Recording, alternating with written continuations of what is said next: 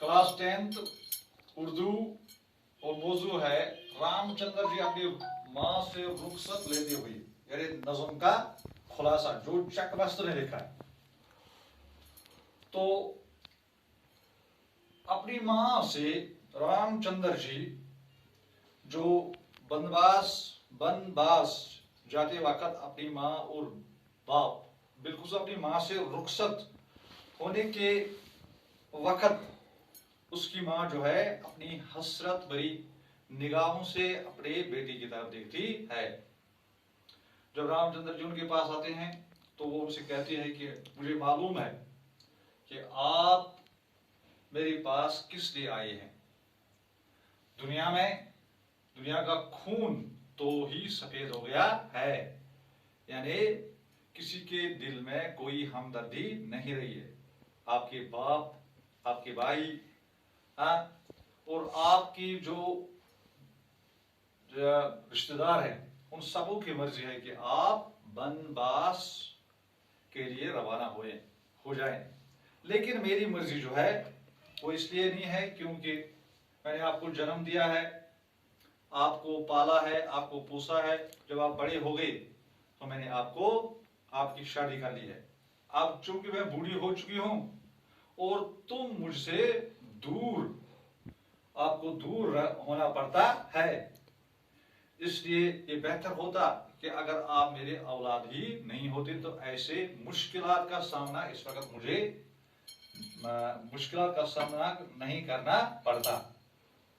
तो अपनी माँ की ये दुख भरी कहानी जब रामचंद्र जी सुनते हैं तो रामचंद्र जी का दिल जो है वो टूट जाता है, उसके आंखों में आंसू आ जाते हैं।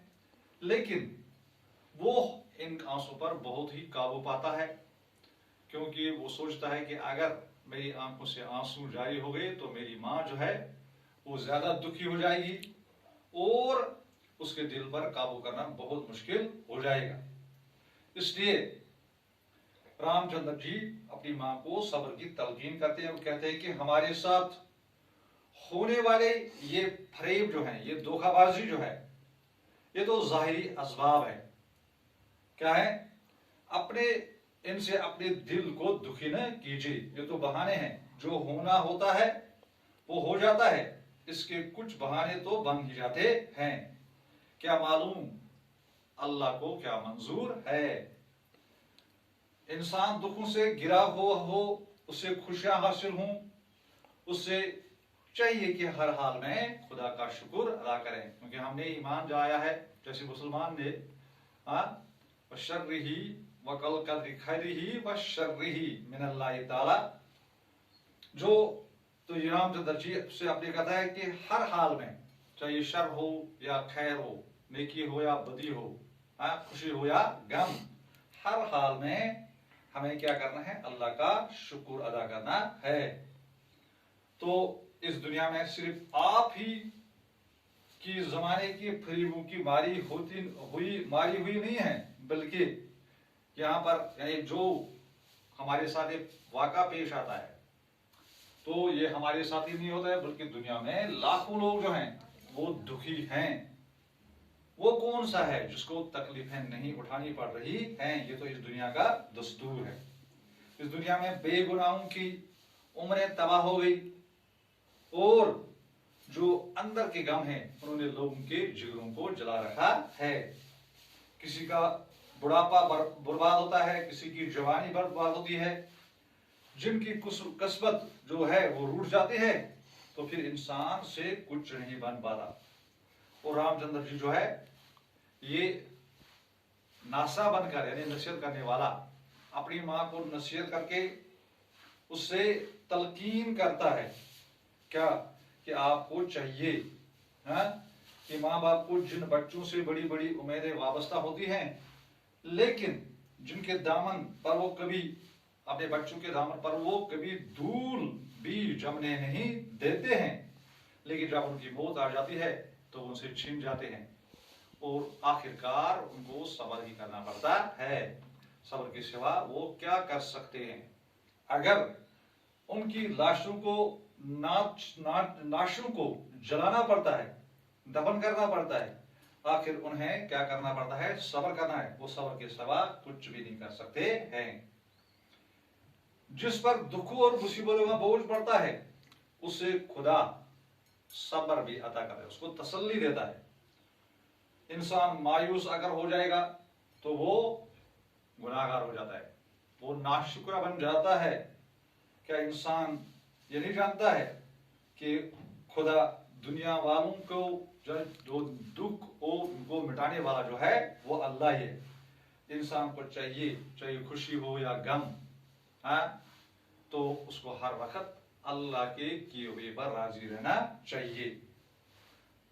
मुझे तो ये अपने रामचंद्र जी को इससे कहते हैं कि मुझे तो बनवास जाना है और बनवास खत्म होने के बाद मैं खुशी खुशी अपने घर लौट जाऊंगा।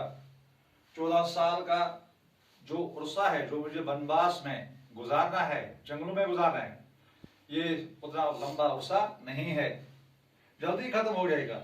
दुनिया जो है ये उम्मीदों का कायम है।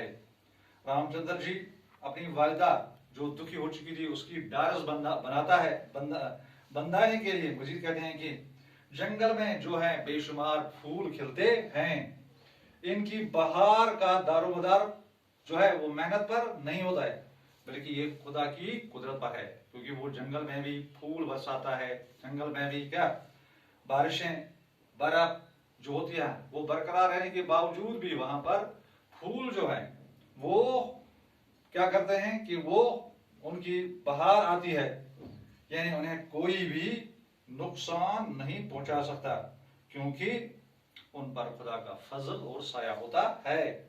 हमारी नजर भी तो उसी खुदाई कारसाज पर होनी चाहिए। तो रामचंद्र जी अपनी मां से वसीयत करके कहता है कि वो अगर चाहेगा यानी अल्लाह तो वो जंगल भी गुलिस्तान में तब्दील कर सकता है। अगर उसका करम हम पर आएगा तो हमारे लिए जो जंगल का दामन है वो क्या बनेगा, वो मां की गोद बन जाएगा। और अगर वो नहीं चाहेगा तो मां की गोद भी जंगल बन सकता है। अल्लाह के साथ वो अपनी मां से रुखसत होता है। रामचंद्र जी की नज़्म जो चकबस्त की नज़्म जो एक रज़बिया नज़्म है, उसका खुलासा रामचंद्र जी अपनी मां से रुखसत लेते हुए।